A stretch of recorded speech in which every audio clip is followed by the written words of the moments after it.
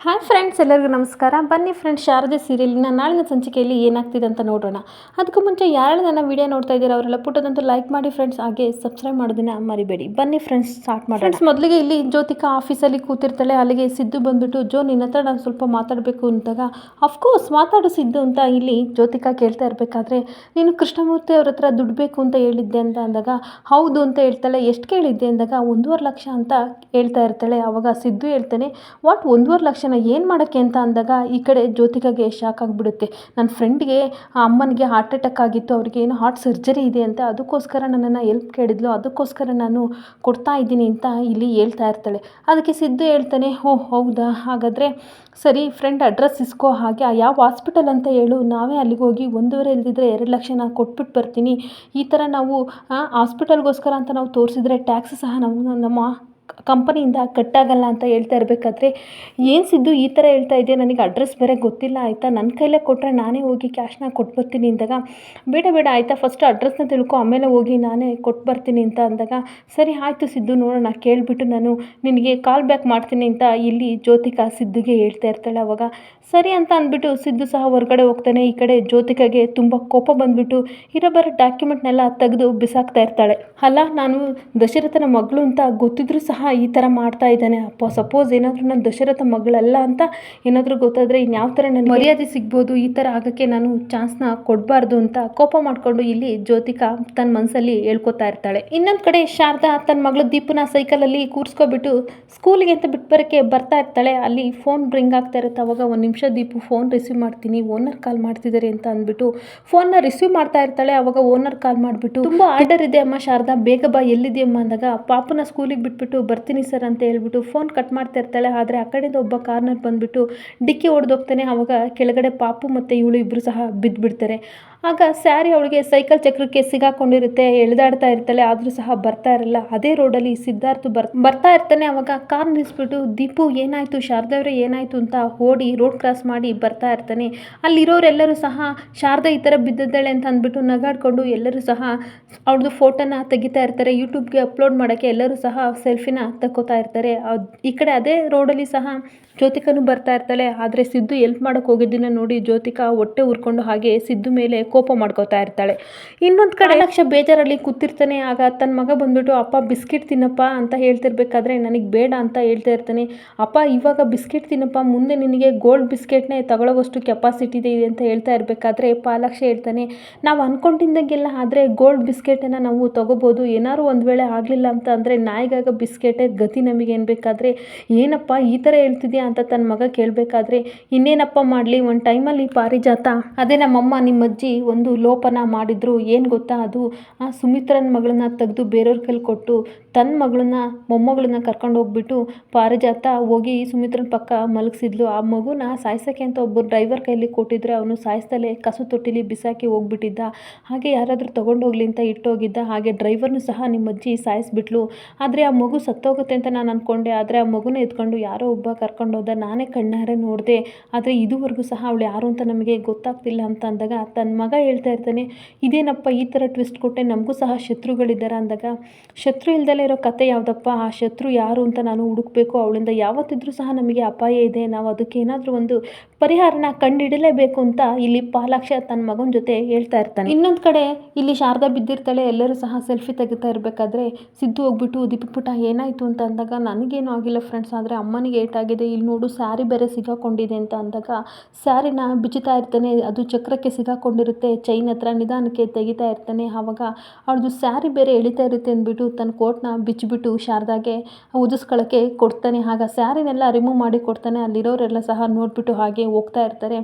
ಆಗ ಇವಳಿಗೆ ಒಂಥರ ಮುಜುಗರ ಆಗ್ತಾ ಇರುತ್ತೆ. ಆದರೆ ದೀಪು ಪುಟ್ಟಂಗೆ ಮಾತ್ರ ಈ ಥರ ಹೆಲ್ಪ್ ಮಾಡಿದ ನನ್ನ ಫ್ರೆಂಡ್ ಅಂತ ತುಂಬ ಖುಷಿ ಆಗ್ತಾ ಇರುತ್ತೆ.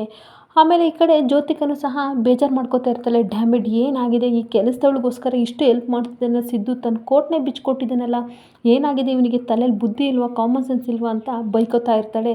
ಆವಾಗ ಸಿದ್ಧಾರ್ಥ್ ತನ್ನ ಪಾಡಿಗೆ ಹೋಗ್ತಾ ಇರ್ತಾನೆ. ಆವಾಗ ಸರ್ ಅಂತ ಕರೆದ್ಬಿಟ್ಟು ಶಾರದಾ ತನ್ನ ಕೋಟನ್ನು ವಾಪಸ್ಸು ಸಿದ್ದುಗೆ ಕೊಡ್ತಾ ಇರ್ತಾಳೆ. ಆಗ ದೀಪು ಪುಟ್ಟನ ಹತ್ರ ಶಾರದೆ ಬಂದು ಹೇಳ್ತಾ ಇರ್ತಾಳೆ, ನೋಡು ಪುಟ್ಟ ಯಾವ ಥರ ಗುದ್ಕೊಂಡು ಹೋದ್ರು ಆಯಿತಾ, ಸದ್ಯ ನಿನಗೇನು ಆದರೂ ಆಗಿಲ್ವಲ್ಲ ಅಂದಾಗ, ನನಗೇನು ಆಗಿಲ್ಲ ಅಮ್ಮ ಅಂತ ದೀಪು ಪುಟ್ಟ ಹೇಳ್ತಾ ಇರ್ತಾಳೆ.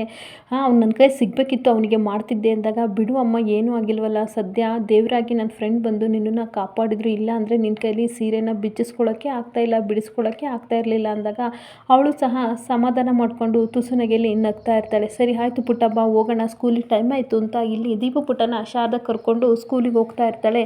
ಅವ್ರು ಹೋಗೋದನ್ನೇ ಜ್ಯೋತಿಕಾ ನೋಡಿಕೊಂಡು ಹಾಗೆ ಸಿಟ್ಟು ಮಾಡಿಕೊಂಡು ಕಾರಲ್ಲೇ ಕುಳಿತುಕೋತಾಳೆ. ಇನ್ನೊಂದು ಕಡೆ ಸಿದ್ದು ಮನೆಗೆ ಬಂದುಬಿಟ್ಟು ಚೆಸ್ ಆಡ್ತಾ ಇರ್ತಾನೆ. ಅಲ್ಲಿ ದೀಪು ಪುಟ್ಟ ಸಿದ್ದನ್ನ ಹುಡ್ಕೊ ಬಂದುಬಿಟ್ಟು, ಫ್ರೆಂಡ್ ನೀನು ಇಲ್ಲಿದೆಯಾ, ನಾನು ಅಲ್ಲೆಲ್ಲ ಹುಡ್ಕಾಡ್ತಿದ್ದೆ ಅಂತ ಅಂದಾಗ, ಯಾಕಪ್ಪ ನನ್ನನ್ನು ಹುಡ್ಕಾಡ್ತಾ ಇದ್ದಿದ್ದು ಅಂದಾಗ, ನೋಡು ಫ್ರೆಂಡ್ ಕಷ್ಟದಲ್ಲಿದ್ದಾಗ ದೇವರು ಯಾರನ್ನಾದರೂ ಸಹ ಸಹಾಯ ಮಾಡೋಕ್ಕೆ ಕಳಿಸ್ತಾನೆ ಅನ್ನೋದು ನಿಜ ಆಯಿತು ಆಯಿತಾ, ಅಮ್ಮ ನಾನು ಬಿದ್ದಾಗ ನೀನು ಬಂದು ನಮಗೆ ಹೆಲ್ಪ್ ಮಾಡಿದೆ ಆಯಿತಾ, ತುಂಬ ಥ್ಯಾಂಕ್ಸ್ ಫ್ರೆಂಡ್, ನಾವು ಯಾವಾಗ ಕಷ್ಟದಲ್ಲಿದ್ದರೂ ಸಹ ನೀನು ಬಂದು ಹೆಲ್ಪ್ ಮಾಡ್ತೀಯಾ, ನಿಜ ಹೇಳು ಫ್ರೆಂಡ್ಸ್ ನಿನ್ನ ದೇವರೇ ತಾನೇ ಕಳಿಸ್ಕೊಟ್ಟಿದ್ದು ಅಂತ ಹೇಳಿದಾಗ, ಅಯ್ಯೋ ತರಲೆ ಬಾ ಈ ವಿಷಯನ ಹೇಳೋಕ್ಕೆ ನೀನು ಇಲ್ಲಿವರೆಗೂ ಬಂದೆ ಅಂದಾಗ, ಅಲ್ಲ ಫ್ರೆಂಡ್ಸ್ ನೀನೊಬ್ಬನೇ ಏನು ಮಾಡ್ತಿದ್ದೀಯಾ ಅಂದಾಗ, ನಾನಿಲ್ಲಿ ಚೆಸ್ ಆಡ್ತಾ ಇದ್ದೀನಿ ಅಂತ ಸಿದ್ದು ಹೇಳ್ತಾ ಇರ್ತಾನೆ.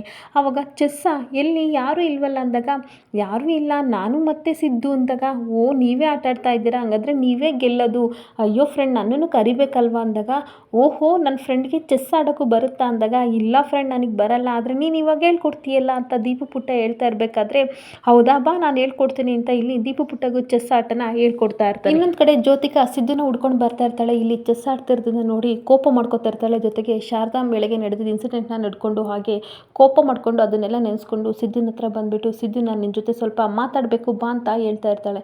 ನಾನು ಚೆಸ್ ಆಡ್ತಾ ಇದ್ದೀನಿ ಅಂದಾಗ, ನನಗೆ ತುಂಬ ಇಂಪಾರ್ಟೆಂಟ್ ನಿನ್ನ ಜೊತೆ ಮಾತಾಡಬೇಕು ಬಾ ಅಂದಾಗ, ಅದೇನಿಲ್ಲೇ ಹೇಳು ಅಂತ ಹೇಳ್ತಾ ಇರಬೇಕಾದ್ರೆ, ನೋಡು ದೀಪು ನಾನು ಸಿದ್ದನ ಹತ್ರ ಮಾತಾಡಬೇಕು, ನೀನು ಹೋಮ್ವರ್ಕ್ ಬರ್ಕೊ ಹೋಗು ಮನೆಗೆ ಹೋಗಿ ಅಂದಾಗ, ಈ ಕಡೆ ದೀಪು ಪುಟ್ಟ ಬೇಜಾರು ಮಾಡಿಕೊಂಡು ಹೋಮ್ವರ್ಕ್ ಬರ್ಕೊಳ್ಳೋಕ್ಕೆ ಅಂತ ಹೋಗ್ತಾಳೆ. ಆವಾಗ ಸಿದ್ದು ಬೇಜಾರು ಮಾಡಿಕೊಂಡು ತಂತಾನೆಗೆ ಚೆಸ್ ಆಡ್ತಾ ಇರಬೇಕಾದ್ರೆ ಹೇಳ್ತಾ ಇರ್ತಾಳೆ, ಕೋಪ ಮಾಡಿಕೊಂಡು ಜೋ ಹೇಳ್ತಾ ಇರ್ತಾಳೆ, ಏನು ಆಡ್ತಿದ್ಯಾ ಅಂತ ನಿನಗೆ ಗೊತ್ತಾ ಅಂದಾಗ, ಹೌದು ಚೆಸ್ ಆಡ್ತಾ ಇದ್ದೀನಿ, ನನಗೆ ಚೆನ್ನಾಗೇ ಆಡೋಕ್ಕೆ ಬರುತ್ತಲ್ಲ ಅಂತ ಸಿದ್ದು ಹೇಳ್ತಾ ಇರಬೇಕಾದ್ರೆ, ನಾನು ಈ ವಿಷಯನೆಲ್ಲ ಹೇಳ್ತಾ ಇರೋದು ಬೆಳಗ್ಗೆ ನಡೆದಿದ್ದ ಇನ್ಸಿಡೆನ್ಸ್ ವಿಷಯನ ಹೇಳ್ತಾ ಇದ್ದೀನಿ ಅಂತ ಹೇಳ್ತಾ ಇರಬೇಕಾದ್ರೆ, ಯಾವ ಇನ್ಸಿಡೆನ್ಸ್ ನನಗೆ ಗೊತ್ತಿಲ್ಲಪ್ಪ ಅಂತ ಈ ಕಡೆ ಸಿದ್ದು ಹೇಳ್ತಾ ಇರಬೇಕಾದ್ರೆ, ನೀನು ಡ್ರಾಮಾ ಮಾಡಬೇಡ ಸಿದ್ದು ಅಂತ ಕೋಪ ಮಾಡಿಕೊಂಡು ಸಿದ್ದು ಮೇಲೆ ರೇಗಾಡ್ತಾ ಇರ್ತಾಳೆ. ಅಲ್ಲ ಸಿದ್ದು, ಆ ಮನೆ ಕೆಲಸದ ಮೇಲೆ ಏನು ಅನುಕಂಪ ತೋರಿಸ್ತಿದೆಯಲ್ಲ, ಯಾಕೆ ಈ ಥರ ಮಾಡ್ತಾ ಇದೆಯಾ, ಅವಳಿಗೂ ನಿನಗೂ ಏನು ಸಂಬಂಧ ಆಯಿತಾ, ಅವಳೇನೋ ಸೈಕಲ್ ಮೇಲೆ ಬಿದ್ಲು, ಅಲ್ಲಿ 100 ಜನ ಇದ್ದರು, ಅವ್ರು ಹೆಲ್ಪ್ ಮಾಡೋರು, ಅದು ಬಿಟ್ಬಿಟ್ಟು ನೀನು ಹೋಗಿ ಯಾಕೆ ಹೆಲ್ಪ್ ಮಾಡೋಕ್ಕೆ ಹೋದೆ ಆಯಿತಾ, ಏನು ಅವಳ್ಕೊಂಡ್ರೆ ಅಷ್ಟು ಅನುಕಂಪನ ನಿನಗೆ ಅಂದಾಗ, ಜೋ ಸೆನ್ಸ್ಲೆಸ್ ಇಲ್ದಿರ್ತೀರಿ ಮಾತಾಡಬೇಡ ನೀನು ಅಂದಾಗ, ನನಗೆ ಸೆನ್ಸ್ಲೆಸ್ ಇದೆ ನಿನಗಿಲ್ಲ ಆಯಿತಾ, ಅದಕ್ಕೋಸ್ಕರ ಹೇಳ್ತಾ ಇದ್ದೀನಿ, ನೀನೇ ಯಾಕೆ ಹೋಗ್ಬೇಕಿತ್ತು, ಯಾವಾಗಲೂ ಅಪಾಯದಲ್ಲಿದ್ದರೆ ನೀನೇ ಹೋಗಿ ಯಾಕೆ ಕಾಪಾಡ್ತೀಯ ಅಂತ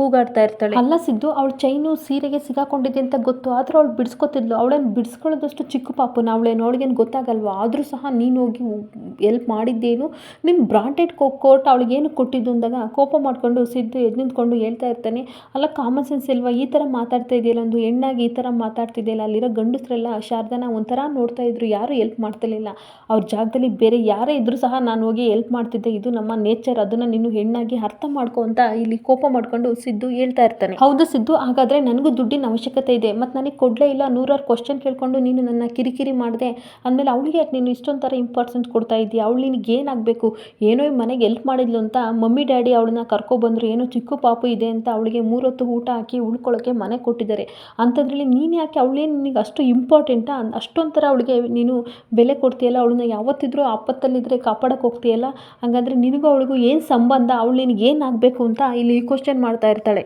ನೋಡು ಸಿದ್ದು, ನಾನು ಮನಸ್ಸು ಮಾಡಿದರೆ ಶಾರದನು ದೀಪನು ಮನೆಯಿಂದ ಆಚೆ ಹಾಕ್ಬೋದು, ಅದನ್ನು ನಾನು ಮಾಡೇ ಮಾಡ್ತೀನಿ, ನಿನಗೆ ಗೊತ್ತಲ್ವಾ ನಾನು ಹೇಗೆ ಅಂತ, ನನ್ನ ದಾರಿಗೆ ಯಾರೇ ಅಡ್ಡ ಬಂದರೂ ಸಹ ಅವ್ರನ್ನ ಸರಿಸಿ ನಾನು ಮುಂದೆ ಹೋಗ್ತೀನಿ, ಇವಾಗಲೂ ಅಷ್ಟೇ ಅವ್ರನ್ನ ಆಚೆ ಹಾಕೇ ಹಾಕ್ತೀನಿ ಅಂತ ಹೇಳ್ತಾ ಇರಬೇಕಾದ್ರೆ ಕೋಪ ಮಾಡಿಕೊಂಡು, ಶಟಾಪ್ ಜ್ಯೋತಿಕಾ, ಆಗ್ಲಿಂದ ನೋಡ್ತಾ ಇದ್ದೀನಿ, ನನ್ನ ತಾಳ್ಮೆಗೂ ಒಂದು ಲಿಮಿಟೇಷನ್ ಅಂತ ಇರುತ್ತೆ, ಸುಮ್ಮನೆ ಇದ್ದೀನಿ ಅಂತಂದರೆ ನಾನೇನು ಮಾತಾಡ್ತಿಲ್ಲ ಅಂತ ಅಲ್ಲ, ಅದ್ರ ಬಗ್ಗೆ ಡಿಸ್ಕಸ್ ಮಾಡೋಕ್ಕೆ ನನಗೆ ಇಷ್ಟ ಇಲ್ಲ ಅಂತ ಅರ್ಥ ಆಯಿತಾ, ಅದನ್ನು ತಿಳ್ಕೊ ಫಸ್ಟು ಅಂತ ಬೈತಾ ಇರ್ತಾನೆ.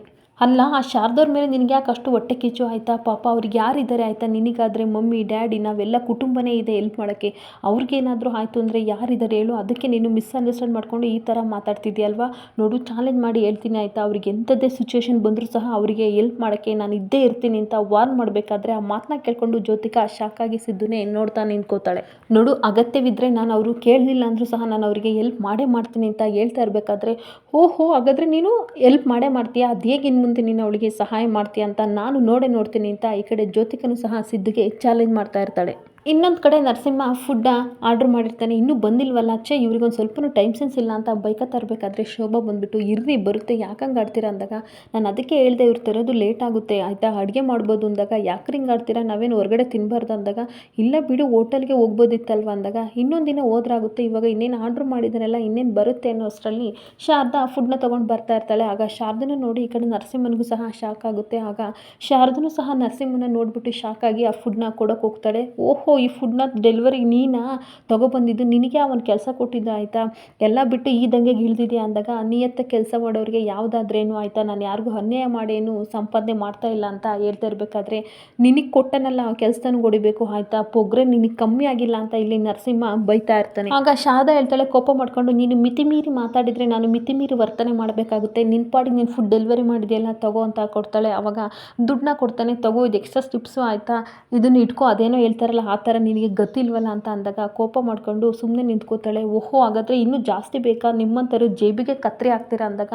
ಕೋಪ ಮಾಡ್ಕೊಂಡು ಶಾರದಾ ಹೇಳ್ತಾ ಇರ್ತಾಳೆ, ನೀನು ದುಡ್ಡು ಯಾವನಿಗೆ ಬೇಕು ಆಯಿತಾ, ನನ್ನ ಸಂಬಳದಲ್ಲಿ ಒಂದು ಒಪ್ಪತ್ತಿಂದ ಕಟ್ ಮಾಡ್ಕೊಳ್ಳಿ ಅಂತ ಹೇಳ್ತೀನಿ, ನಾನು ಹಾಕ್ತಿರೋ ಭಿಕ್ಷೆ ನಿನಗೆ ಅಂತ ಹೇಳ್ತಾ ಇರಬೇಕಾದ್ರೆ ಇಲ್ಲಿ ಶೋಭಾ ಮತ್ತು ಈ ಕಡೆ ನರಸಿಂಹನಿಗೆ ಸಿಕ್ಕಾಬಟ್ಟೆ ಕೋಪ ಬರ್ತಾ ಇರುತ್ತೆ. ಅವಾಗ ನರಸಿಂಹ ಕೋಪ ಮಾಡ್ಕೊಂಡು ಎಷ್ಟೇ ನಿನಗೆ ದಿಮಾಕು ಅಂತ ಹೇಳ್ತಾ ಇರಬೇಕಾದ್ರೆ, ನಿನಗೆ ಇರಬೇಕಾದ್ರೆ ನನಗಿರಬಾರ್ದೇನೋ, ಕಟ್ಕೊಂಡು ಹೆಂಡ್ತಿನ ನಡುದೀರಲ್ಲಿ ಬಿಟ್ಟೋಗಿದೆಯಲ್ಲ, ನಿನಗೆ ಎಷ್ಟಿರಬೇಕಾದ್ರೆ ಸ್ವಾಭಿಮಾನದಿಂದ ದುಡಿತಿರೋ ನನಗಿನ್ನು ಎಷ್ಟಿರಬೇಕು ಆಯಿತಾ, ಈ ದುಡ್ಡನ್ನ ಬಿಟ್ಟೋಗ್ತಿದ್ದೀನಲ್ಲ ಇದನ್ನು ನಿನ್ನ ಹೆಂಡ್ತಿ ಕೊಡು ಆಯಿತಾ, ಯಾಕೆಂದರೆ ಅವಳನ್ನು ಒಂದಿನ ನಡು ಬೀದಿಲಿ ಬಿಟ್ಬಿಡ್ತೀಯ, ಅವಳಿಗೆ ಒಪ್ಪತ್ತಿಗೆ ಊಟಕ್ಕಾಗುತ್ತೆ ಅಂತ ಹೇಳಿದಾಗ ಈ ಕಡೆ ಸಿಕ್ಕಾಬಟ್ಟೆ ಕೋಪ ಮಾಡಿಕೊಂಡು ನರಸಿಂಹ ಶಾರದನೆ ನೋಡ್ತಾ ನಿಂತ್ಕೊಬಿಡ್ತಾನೆ. ಇಲ್ಲಿಗೆ ಈ ಸಂಚಿಕೆ ಮುಕ್ತಾಯವಾಗ್ತಿದೆ. ಈ ವಿಡಿಯೋ ಇಷ್ಟ ಆದರೆ ಪುಟದೊಂದು ಲೈಕ್ ಮಾಡಿ ಫ್ರೆಂಡ್ಸ್, ಹಾಗೆ ಫಾಲೋ ಮಾಡಿ. Thank you.